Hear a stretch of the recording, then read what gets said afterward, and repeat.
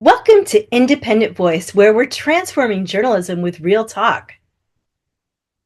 Here's our weekly news roundup. As I witness the current news cycle and landscape, it's very obvious that there's so much noise included in an abundance of information to distract from important issues.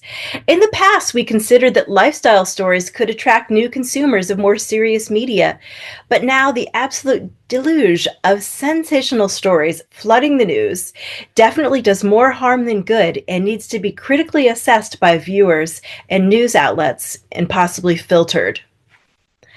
I caught Christiane Amanpour's Hour on CNN and heard reports on everything from the dismantling of university research to defying Supreme Court orders and unlawful detainments.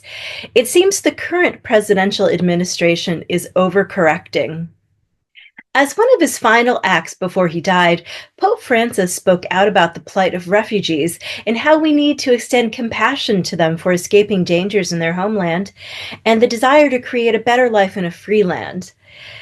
These are words to remember this progressive Pope by. Do you think the president and his administration are defying the majority Supreme Court ruling to return Kilmer Garcia from an El Salvadoran prison?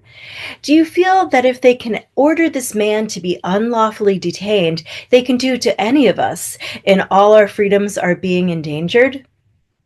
Something to consider as we all come to rely more and more on bits of random content that pop up on our devices as news.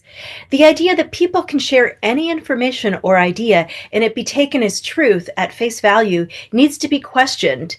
Citizen journalism needs to be considered commentary and opinion and fact-checked before it is shared widely. Does it seem to anyone else like the US dollar is being purposely devalued in order to usher in an era of cryptocurrency? We need to ask ourselves who invests in crypto and who will earn the most profits as its value increases. You'll see more mentions of the abundance movement now that the book of the same name was published last month. The book examines the reasons behind the lack of progress on ambitious projects in the United States, including those related to affordable housing, infrastructure, and climate change. You know, these times don't have to be uncertain.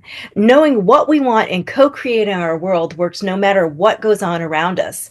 Plan for positive change, take action, and make a difference in the world. Shout out to all the amazing reporting from these vetted, verified, and fact-checked sources of news reporting.